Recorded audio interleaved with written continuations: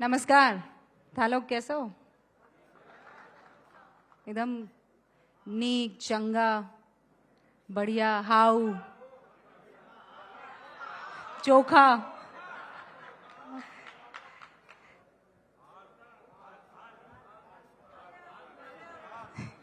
थे लोग अठे पधारिया बी के वास्ते मुँह आपरो घणो घणो घणो आभार प्रकट करूं। और यो राजस्थान और असम रो स्टेज है अबार, तो कुल मिलाईने हिंदुस्तान और भारत रो स्टेज है। हमारे साथ इस वक्त मुख्यमंत्री हेमंत बिस्व शर्मा जी मौजूद हैं और तालियों की गड़गड़ाहट से, इनके यहाँ पहुंचने से इस बात का एहसास हो गया था कि कितने लोकप्रिय हैं। आपका बहुत बहुत स्वागत है हेमंत जी। धन्यवाद, thank you and I welcome you to Guwahati. Thank you so much sir. तो असम ने आपको इतना कुछ दिया, आपने असम को क्या दिया?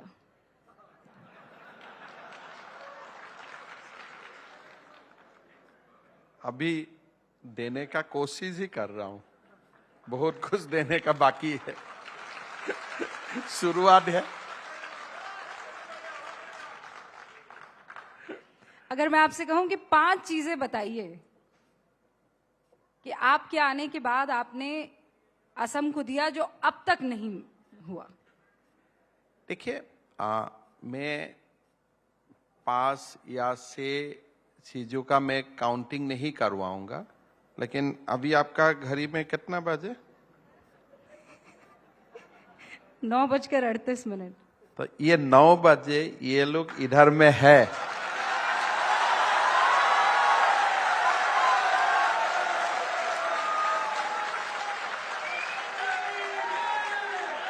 उससे, और जब लोग रात 2, 3, 4 बजे ऐसे ही हमारा लोग रास्ते में उतरते हैं, घूमता है, जो हमारा बचपन में वो देखने का सौभाग्य नहीं हुआ हम लोगों को। उसका बाद बाकी तो अपने आप लोग कर लेगा। लोगों को खाली थोड़ा सा शांति चाहिए, थोड़ा सा सम्मान चाहिए और थोड़ा सा एक सेल्फ कॉन्फिडेंस। अभी असम का लोगों का, असम का अंदर में शांति भी है, सभी लोगों का सम्मान भी है और सेल्फ कॉन्फिडेंस भी दिन का दिन बढ़ते जा रहे हैं। आप तो कंपटीशन कर रहे हैं पंजाब से, सारे डेवलप जो स्टेट है उनसे, ये इतना कॉन्फिडेंस कहां से आता है? देखिए, कॉम्पिटिटिव फेडरलिज्म, जब हमारे सारे प्रदेश अपने बीच में हेल्थी कंपटीशन करेगा, अनहेल्थी नहीं, जब हेल्थी कंपटीशन करेगा, कुल मिला के आप देश को ही बड़ा बना रहे। तो ये जो कंपटीशन होता है कि थोड़ा पश्चिम बंगाल से 2 कदम आगे जाओ, थोड़ा दिल्ली से 1 कदम आगे जाने का चेष्टा करो, हो ना हो अलग बात है। ये कॉम्पिटिटिव फेडरलिज्म से देश को फायदा मिलता है। तो ये बात तो हम भी जानते हैं और बहुत ईमानदारी से, क्योंकि हेमंत बिस्वा शर्मा की एक सबसे खूबसूरत बात यह है कि ये जो अंदर है वही बाहर भी है। ये खुली किताब है और खुली किताब में आपको पता है ना होता क्या है, चैप्टर वही खुलता है जो ये चाहते हैं फिर। तो मैं उस कंपटीशन वाले चैप्टर पर इसलिए आ रही हूं क्योंकि आपने कई ऐसे प्लेटफॉर्म पर ये कहा है कि वो नॉर्थ ईस्ट का राज्य जो अब से कुछ टाइम पहले तक, हम जानते हैं कि नॉर्थ ईस्ट को लेकर और नॉर्थ ईस्ट के लोगों की हमेशा से मेन स्ट्रीम से शिकायतें रही हैं कि हमें वो दर्जा नहीं मिला है जो बाकी राज्यों को मिला है, हमें वो मौका नहीं मिला है जो बाकी राज्यों को मिला है। लेकिन आज आप यहाँ पूरब में बैठकर ये कह रहे हैं कि हम उन तमाम स्टेट से कंपटीशन करेंगे। तो मैं उस कॉन्फिडेंस को समझने की कोशिश कर रही हूँ, वो कहां से आ रहा है? पहला बात, पोस्ट 2014 एक ट्रांसफॉर्मेशन आया, शुरुआत हुआ और आज वो ट्रांसफॉर्मेशन एक निर्णायक घड़ी पे आ चुका है, जब प्रधानमंत्री मोदी जी ने उत्तर पूर्व के लिए एक विकास का नया रोड मैप बनाया। हमारा यहाँ से धीरे धीरे ऑल द मिलिटेंट ऑर्गेनाइजेशन जो भी था बातचीत हुआ, शांति का पहल हुआ, और लास्ट 2-3 साल से ये सारे जो इनिशिएटिव रहा असम में, ये सारे इनिशिएटिव का जो पॉजिटिव रिजल्ट देखना चाहिए था वो अभी देखना शुरू हो गया। अभी अभी हमारा गवर्नर साहब बोल रहा था, टिल 2010 हमारा प्रदेश में 3 मेडिकल कॉलेज था सिंस इंडिपेंडेंस। आज हमारा प्रदेश में 12 मेडिकल कॉलेज हो गया है और 12 बन रहा है। दैट मीन्स एक जिले में एक मेडिकल कॉलेज का सपना बना है। अभी आप हमारा सामने ब्रह्मपुत्र नदी को देख रहे हैं। हम हमेशा ये बात करता था कि यहाँ में ये साउथ गुवाहाटी होता है, आगे नॉर्थ गुवाहाटी होता है। साउथ गुवाहाटी और नॉर्थ गुवाहाटी जाने के लिए जहाज अच्छा होना चाहिए, दैट वाज द डिमांड। आज हम 4,000 करोड़ रुपया लगा के सामने पुल बना रहा हूं, अगले साल कंप्लीट हो जाएगा। सारे नॉर्थ ईस्ट का, सारे स्टेट कैपिटल से राजधानी हुआ, रेल का डबल ट्रैकिंग हो रहा है, इलेक्ट्रिफिकेशन हुआ है, रेल अभी डीजल से नहीं इलेक्ट्रिसिटी से चलता है। अरुणाचल जैसा प्रदेश में जो फिजिकली ज्योग्राफिकली बहुत चैलेंजिंग है, वहां में नया एयरपोर्ट बने, सारे प्रदेशों तक अल्टरनेटिव रोड बने, तो एक जो इंफ्रास्ट्रक्चर बनना चाहिए वो बन चुका। आगे भी हमें चाहिए, लेकिन एक लेवल तक हम लोग पहुंच चुका है। साथ साथों में जो सबसे जरूरी था शांति और एक भाईचारा की वातावरण। असम का सोसाइटी भी बांटा हुआ था, किसी को तुम मैं बड़ो हूं, मैं मिसिंग हूं, मैं ट्राइबल हूं, मैं बंगाली हूं, मैं असमिया हूं, मैं हिंदी भाषी हूं। सोसाइटी भी बांटा हुआ था। अभी सोसाइटी भी लगभग यूनिफाई हो गया है। अभी कोई सब लोग बोलते हैं हम असमिया है और कुछ नहीं है। तो ये जो एक नया वातावरण बना, इस वातावरण में हमें काम करने का मौका मिला। Assam was known for agitation. हर दिन कोई ना कोई एजिटेशन होते ही रहता था, लोगों का मन में फ्रस्ट्रेशन था। लास्ट 2.5 साल ऐसा रहा, कोई कोने में भी एक बंद नहीं हुआ। नहीं तो बंद असम का जीवन का एक शैली था कि हर दिन कहीं ना कहीं बंद होगा। धरना, पिकेटिंग, रोड ब्लॉकेज। तो आपने उनकी जुबान बंद कर दी? नहीं, आज जबान भी सलाह हुआ है, लेकिन लोगों ने माना कि वो रास्ता सही नहीं है, हमें काम करना है। और काम से, और सब काम भी हो रहा है। जब काम भी हो रहा है तब आपको जबान बंद करे कि आज जबान खोला रखे, उसमें कोई प्रॉब्लम नहीं। लेकिन ये एक कॉन्फिडेंस का एक नया पृष्ठभूमि तैयार हुआ।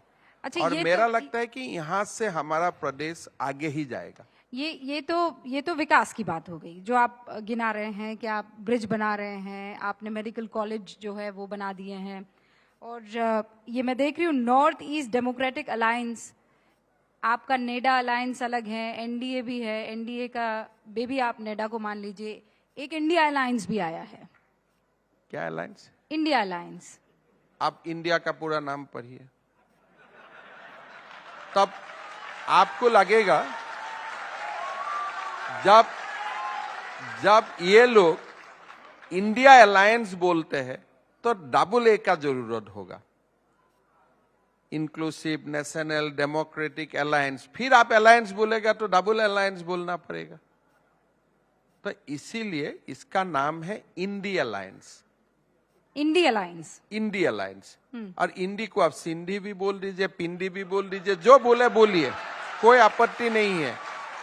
और आप इसको और थोड़ा जाके ब्रह्मपुत्र अलायंस भी बोल दीजिए, गंगा अलायंस भी बोल दीजिए, कोई प्रॉब्लम नहीं, असमी अलायंस भी बोल दीजिए, कोई प्रॉब्लम नहीं है। लेकिन नाम लेने से कोई देश नहीं बनता है।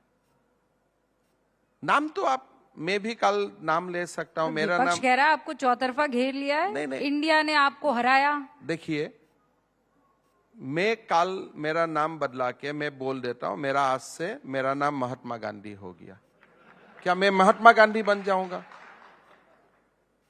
ऐसा जिसका सोच है, वो सब लोगों को जब हम क्लास 5-6 में जब क्रिकेट खेलता था ना, तभी हम लोग अपने आप को गावस्कर सोचता था कि अभी बैटिंग करने जाऊंगा तो मैं गावस्कर हूं।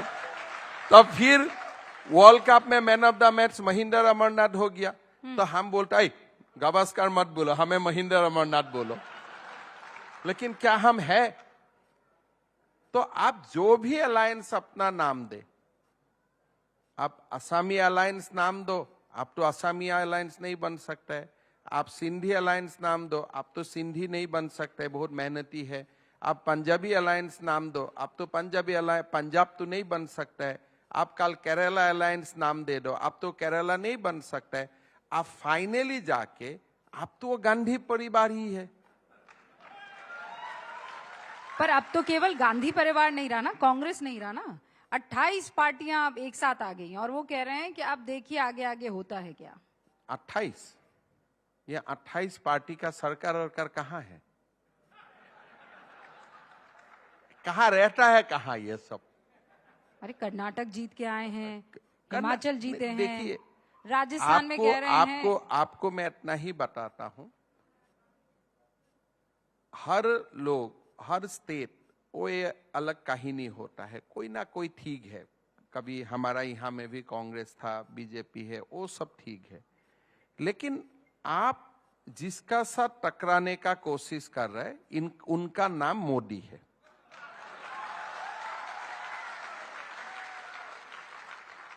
आप हिमंत बिश्व शर्मा का साथ टकरा लेगा और कहीं नेताओं का साथ टकरा लेगा अगर हम गलती करें। नहीं, अभी तो वो पत्रकारों के साथ भी टकरा रहे हैं। किसका साथ?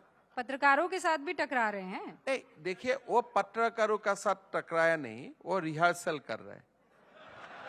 क्या है, जब कांग्रेस सरकार था 75 में सेंसरशिप लगाया, तो परंपरा तो एक ही है। उनका दिमाग में किसी ने सपना डाल दिया, आप सरकार बनाएगा। अरे तब सरकार बनाएगा तो मीडिया को तो भी कंट्रोल करना पड़ेगा, तो उसके लिए प्रैक्टिस का जरूरत है। चलो रुबिया लियाकत से शुरू कर देता हूँ। तो ये लोग ये प्रैक्टिस मैच खेल रहा है, बाकी कुछ भी नहीं। पर उस प्रैक्टिस में भी हार जाएंगे, खिलाड़ी कमजोर थोड़ी है इधर। देखिए, मैं तो वो लोग को सामने वाला सोचता ही नहीं हूं, इसलिए आज देश का माहौल बदल चुका है। आज आप और हम क्या है आप छोड़ दीजिए, बट हमारा देश का जो यंग जनरेशन है आज देख सकता है कि where the welfare of this country lies. और लोग आज मानने का तैयार ही नहीं है परिवारवाद को। आज लोग ऐसे, आज ही में किसी ने मुझको भेजा, तेलंगाना में शायद काल कुछ कांग्रेस का मीटिंग हो रहा है, एक ही बैनर में सोनिया गांधी, राहुल गांधी और प्रियंका गांधी का पिक्चर है। तो मुझको किसी ने, नॉर्मल एक लोगों ने मुझको व्हाट्सएप भेजा कि इस पिक्चर का साथ प्रियंका का बेटा का भी जोड़ देना चाहिए था, 3 पीढ़ी तो जोड़ ही चुका है, और सारू वाला भी जोड़ देना चाहिए था। तो ऐसा जो लोगों का दिमाग में चलता है, वो बात मेरा दिमाग में नहीं चलता है। मेरा व्हाट्सएप में आया और तेलंगाना से आया, किसने दिया मैं अभी तक जानते पर नहीं। उनमें से कोई ऐसा तो नहीं है जिसने कुर्सी या पद संभाल रखा हो, किसी के पास कोई रिस्पॉन्सिबिलिटी नहीं। अब तो खड़गे जी आ गए हैं। मुझको भी एक खड़गे दे दीजिए ना, उससे खुशी का बात क्या हो सकता है। अगर जीत गया तो माला आप पहनो, अगर हार गया तो बेचारा खड़गे का ऊपर तबला बजाओ। ऐसा एक खड़गे मुझे भी दे दो। तो ये तो और गुनाह है ना। तो आपको लगता है कि खड़गे जी फैसले नहीं लेते हैं? राहुल जी जब मैं तो आपका मीडिया फुटेज ही देखता हूं, बाकी तो कोई अगर मीडिया ने गलत बता दिया तो पता नहीं। जब राहुल जी आते हैं, खड़गे जी ही तो कुर्सी से खड़ा हो जाते हैं। मैं तो कभी तो राहुल जी को खड़ा होना वो तो सीन नहीं है। तो ये जो ऐसा वो भी एक पाप ही है। पार्टी आप सलाते हो, जब जीतते हो अब तुरंत जाके सामने खड़ा हो जाता है कि मेरे लिए जीता, मेरा भारत जोड़ो के लिए जीता, और हार जाएगा तो बोलेगा ये बेचारा खारगे के लिए हार गया। ये पाप नहीं है, दीज आर पॉलिटिकल सीन, इसको पॉलिटिकल पाप बोलता है। तो आप ये कह रहे हैं कि खरगे जी को मुखौटा बनाकर रिमोट और सारा काम जो है वो पीछे से चलाया जा रहा है। मुखौटा, remote, these are very very gracious word. Congress ही आज गांधी परिवार है, गांधी परिवार ही कांग्रेस है, उसमें कोई तो, इसमें तो कोई डिबेट का जरूरी है ये तो मैं नहीं जानता हूं, इसलिए वही लोग तो बताते रहता है दिन भर ये कि हमारा कांग्रेस का डीएनए ही गांधी है, तो उसमें तो कोई डिबेट है ही नहीं। That is not a subject matter of debate at all. हाँ, क्योंकि वो जो पार्टी बनी है वो ये कहते हैं कि हमने अंग्रेजों से लड़ाइयां लड़ी हैं और उसके बाद ये पार्टी वर्चस्व में आई है और उस झंडे को वो आगे लेकर गए हैं। सबसे पुरानी, सबसे बड़ी, सबसे कद्दावर पार्टियों में से एक हुआ करती थी वो। एग्जैक्टली। इंडिपेंडेंस का पहले कांग्रेस ने ही हमारा देश को स्वाधीन किया। फिर महात्मा गांधी जी ने बोला कि इसको बंद करो, अभी हो गया, हम इंडिपेंडेंस के लिए लड़ा था। फिर आपने जो 1947 का बाद जो कांग्रेस को दोबारा जन्म दिया वो आपका कांग्रेस है। ये कांग्रेस हो फ्रीडम मूवमेंट वाला कांग्रेस से कभी मत मिलाइए। फ्रीडम मूवमेंट का दौरान as long as Gandhi ji was alive, कभी आपने देखा था कि कोई बेटा, कोई लीडर का बेटा ही पार्टी का प्रेसिडेंट होगा? कभी आपने कांग्रेस ने व्यक्ति पूजा को देखा था? कभी कांग्रेस जो एक आज उनका जो आइडियोलॉजी है, ये क्या पुराना कांग्रेस का आइडियोलॉजी है? अगर पटेल का आप जीवन दिखता है, उसमें क्या आज कांग्रेस का कोई रिफ्लेक्शन आपको देखता है? तो हिमंता जी, आप तो मेरे ख्याल से 22 साल तक कांग्रेस में रहे, ये कौन सा गंगा स्नान आपने कर लिया है? देखिए, 22 साल में कांग्रेस में मैंने रहा, इसलिए तब तक मैं मोदी जी को मिला नहीं था। 22 साल पहले मोदी जी को मिल जाने से मैं 22 साल पहले ही बीजेपी कर लेता था। मेरा तकदीर खराब था, मैं क्या करूं? अच्छा, तो आप 22 साल वर्सेस 2023 या 2015 के बाद से 2023, अगर मैं इन दोनों को तराजू में रखूं तो आप कैसे तौलेंगे? और बहुत ईमानदारी से बताइएगा, क्योंकि आपने दोनों लीडरशिप में काम किया है। देखिए, मैंने दोनों पार्टी को मैंने नजदीक से देखा। अभी बीजेपी में भी मेरा हो गया 8 साल। तो मैंने 22 साल कांग्रेस में रहा, तो दोनों पार्टी को देखने का नजदीक से मेरा सौभाग्य मिला और दुर्भाग्य मिला, जो भी बोले आप, लाक, बैड लक और गुड लक जो भी है। जहां तक कांग्रेस का सवाल है, Congress is a federalist party, और कांग्रेस का जो एक कॉन्सेशन है कि मैं वो राजा हूं, तुम स्टेट में राजा बन जाओ, तुम फिर स्टेट वाला लोग बोलेगा तुम जिले में राजा बन जाओ, जिले वाला लोग बोलेगा कि तुम पंचायत में राजा बन जाओ, और हमें एक ही लोग राजा बन के रहना है और हमें एक कोटरी जैसा बना के घूमना है। ये जो कल्चर है वो कल्चर है बीजेपी काफी अलग है। बीजेपी का जो मकसद है, बीजेपी का जो सोचना है, आज अभी मैं इंटरव्यू में आप देख रहा था कि प्रधानमंत्री मोदी जी का सपना खाली भारत है, और कौन बोलेगा कि मेरा देश से, मेरा पार्टी से भी मेरा देश बड़ा है? आज तक आपने कभी सुना है कि कांग्रेस ने बोला कि गांधी देश से बड़ा पार्टी? हाँ, देश से बड़ी। हाँ, किसी ने कोई दिन आपने कांग्रेस का कोई लीडर का मुंह में सुना कि गांधी परिवार से भारत बड़ा है, कांग्रेस से भारत बड़ा है? लेकिन नरेंद्र मोदी जी हर समय बोलता है कि बीजेपी से भारत बड़ा है। पर भारत, तो ये सोच का जो फर्क है, apart from your individual likes and dislike, एक पार्टी में आप अगर है तो your loyalty has to be towards a family, लेकिन आप बीजेपी में हो then your loyalty has to be towards Bharat. तो बाकी जो इंडिविजुअल है मैं उसमें नहीं पढ़ना चाहता हूं। मैं तो इंडिविजुअल पर ही आ रही थी। तो पूछिए, तब आपका हिस्सा है तो मैं क्या करूं। मैं नहीं बोलना चाहता था, आपने पूछना चाहते तो पूछो। मेरा क्या, क्योंकि आपने दोनों लीडर्स देखे हैं, आपने मोदी को एज अ लीडर देखा है, आपने राहुल जी को एज अ लीडर देखा है। दोनों में क्या अंतर, क्या मेजर, और इसमें मैं कैसे कहूं कि आप अनबायस्ड हो जाइएगा, क्योंकि अब तो आप मोदी जी की लीडरशिप में। अगर कोई व्यक्ति बोलता है कि आप हिमालय को किसी का साथ कंपेयर करो, तो मैं कैसे कर सकता हूं।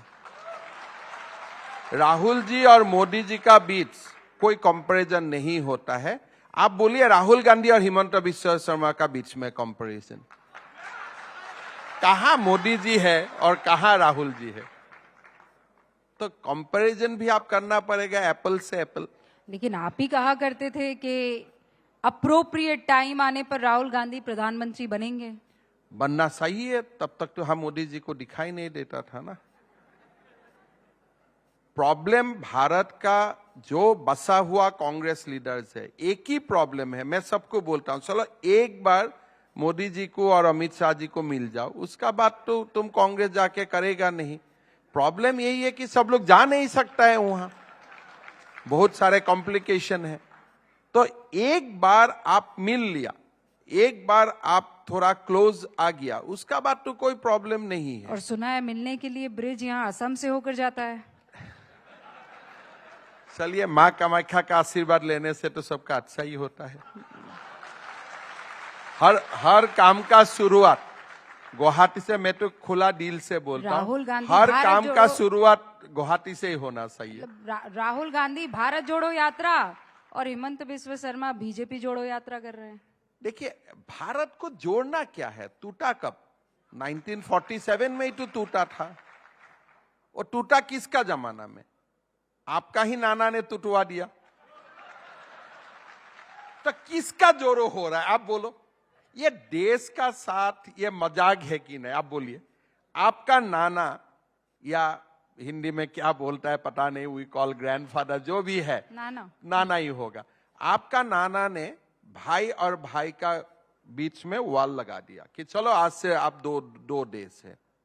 बेचारा लोग आज भी टक्कर खा रहा है वहां में। पाकिस्तान में हिंदू लोगों का हालत आज भी आप लोग रिपोर्टिंग करते रहते हैं। फिर आपका ग्रैंडसन भारत में पदयात्रा निकालता है और बोलता है हम भारत को जोड़ेगा। तो अगर जोड़ना है तो इस्लामाबाद जाना पड़ेगा ना भारत को जोड़ने के लिए। मतलब आप दिलों और दिमाग से मान चुका है कि India is A union of states, तो इसीलिए ये स्टेट्स को जोड़ने का जरूरत है। आप ही बोलते हैं कि इंडिया इज ए यूनियन। मोहब्बत की दुकान है, यात्रा पे निकला हुआ हूं मैं। बीजेपी ने नफरत की जो राजनीति शुरू की है, तोड़ने की बांटने की राजनीति शुरू की है, तो वो मोहब्बत बेच रहे हैं। तो अगर आप मोहब्बत बेचना है तो पंजाब दिल्ली में जाके और 3,500 सिखों का घर में जाके मोहब्बत बताने का कोशिश करो।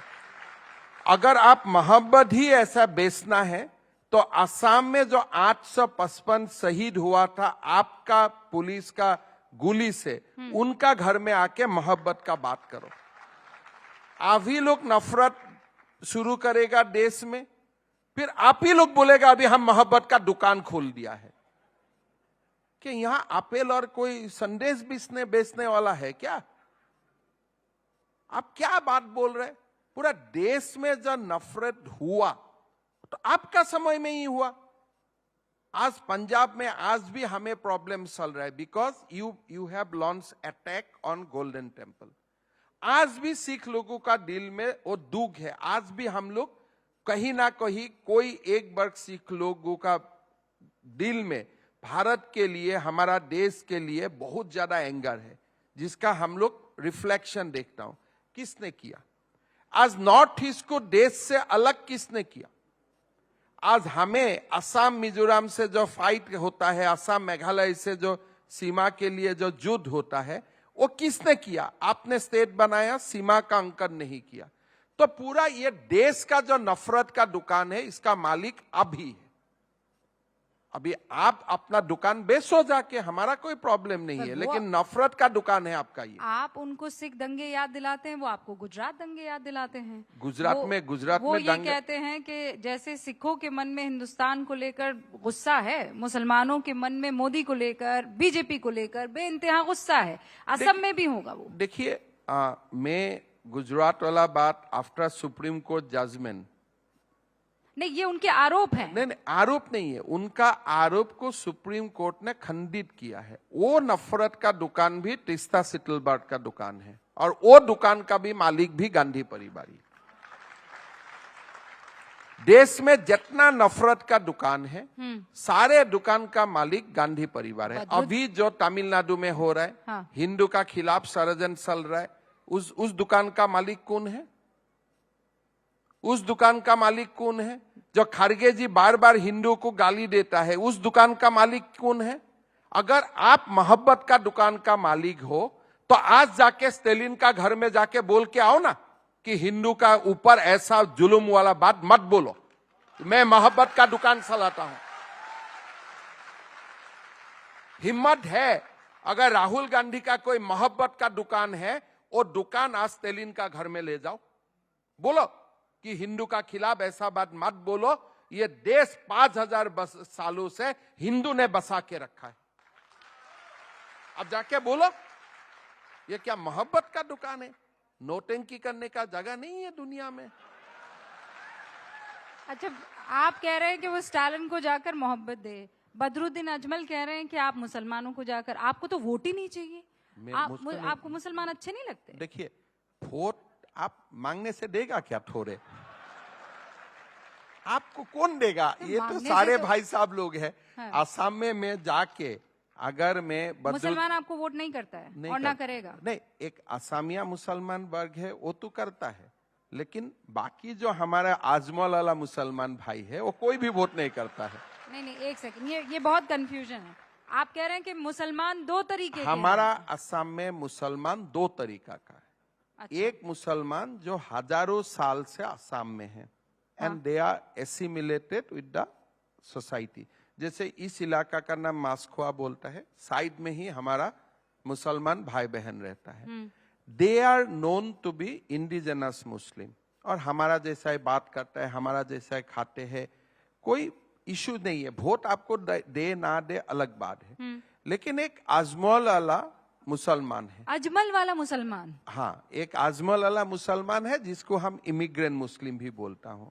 उस समाज में अभी भी बीजेपी को वोट देने वाला एटमॉस्फेयर नहीं बना है। हालांकि उस समाज में भी मैं काम कर रहा हूँ, खास करके वुमेन एम्पावरमेंट के लिए मैं दिन भर काम करता हूँ, और मैं जाके बोलता हूँ कि देखिए, मुझको स्कूल बनाने दो, मुझको रास्ता बनाने दो, ब्रिज बनाने दो, लेकिन उसका अगेंस्ट में मुझे वोट नहीं चाहिए। वो वोट आप कांग्रेस को दो, इसलिए कांग्रेस आपको डरवाता है, कांग्रेस वोट लेता है। हमें ना आपको डरवाने का जरूरत है, न हमें वोट लेने का जरूरत है, हमें खाली काम करने का जरूरत है।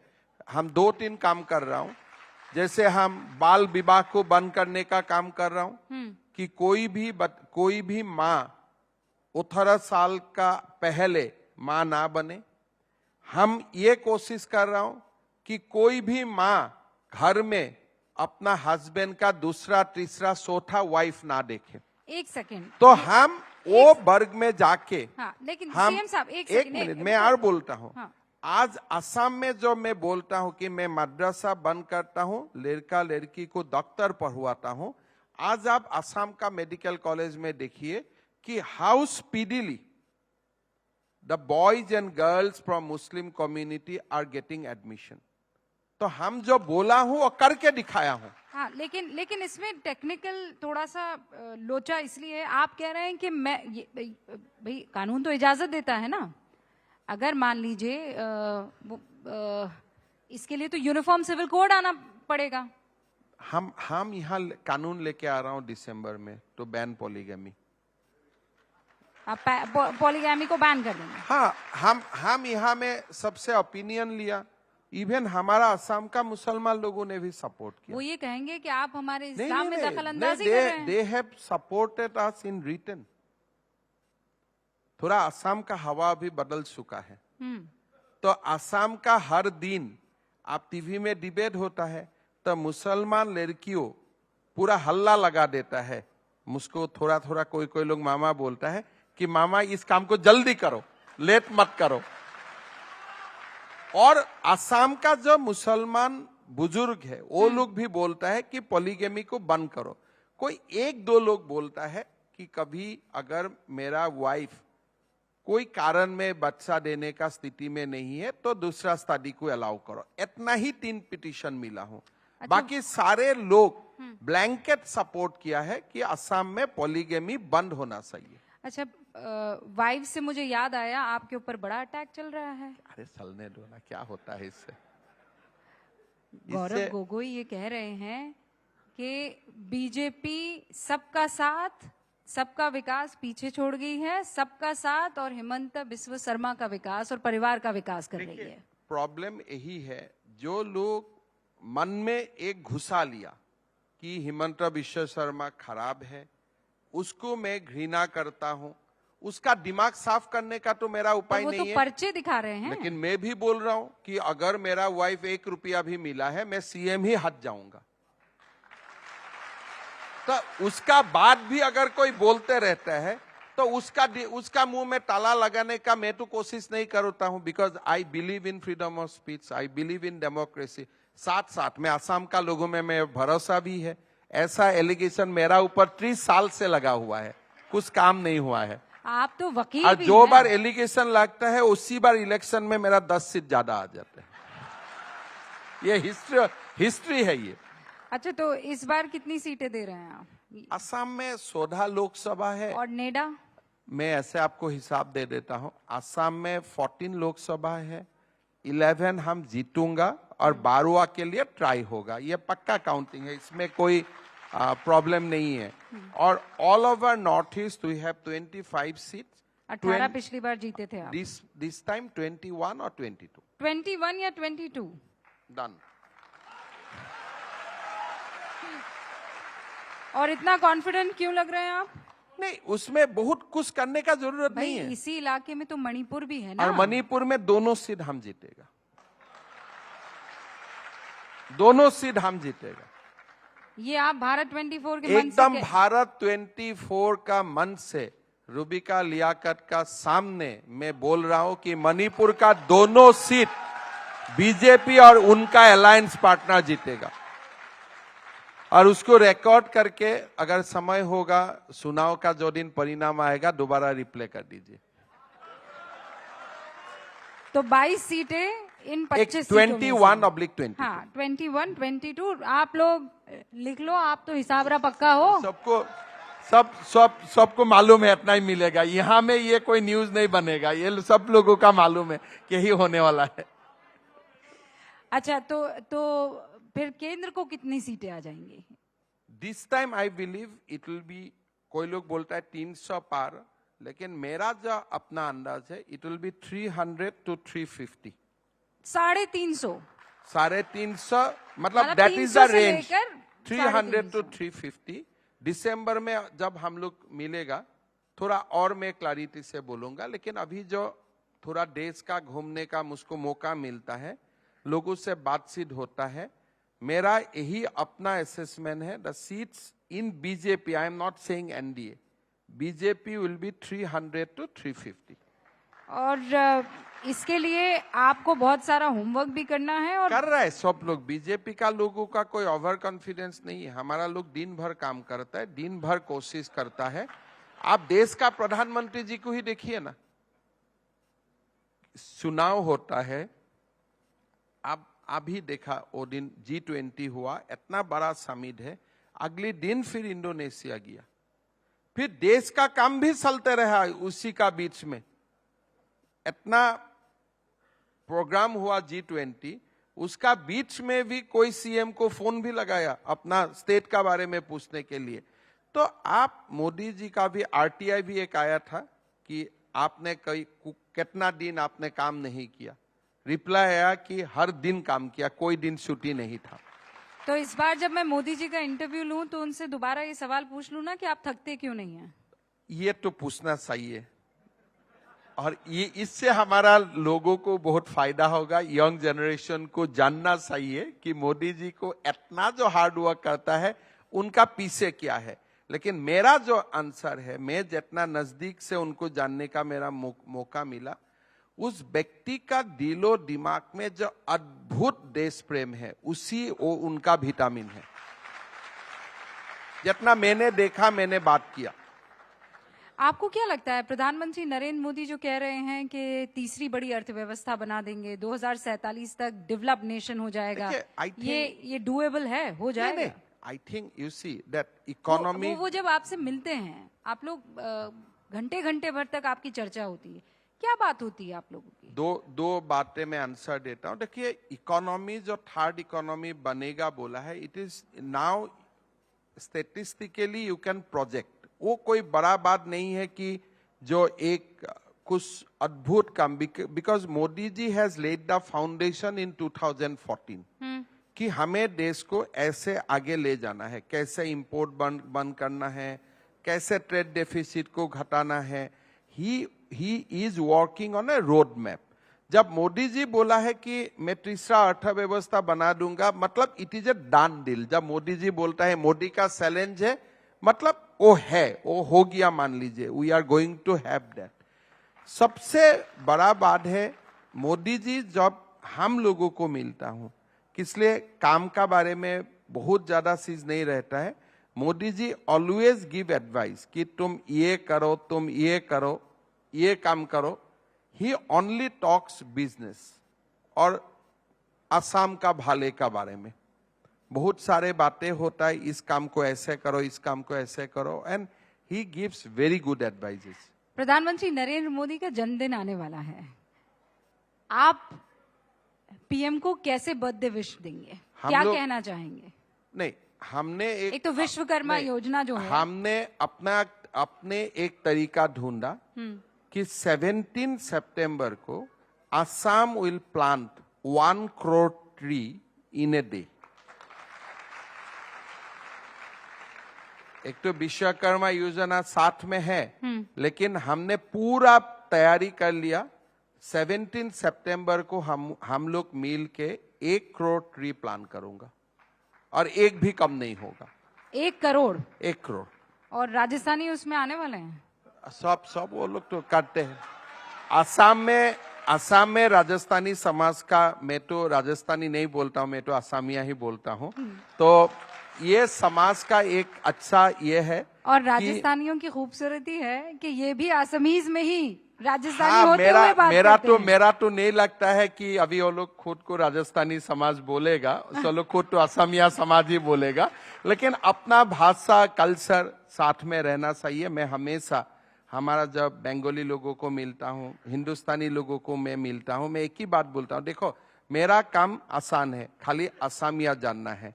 लेकिन आपका काम थोड़ा तकलीफ वाला है, आपको राजस्थान का कल्चर भी रखना है, साथ में असम का कल्चर भी रखना है। तो आपको 2 in 1 होना पड़ेगा।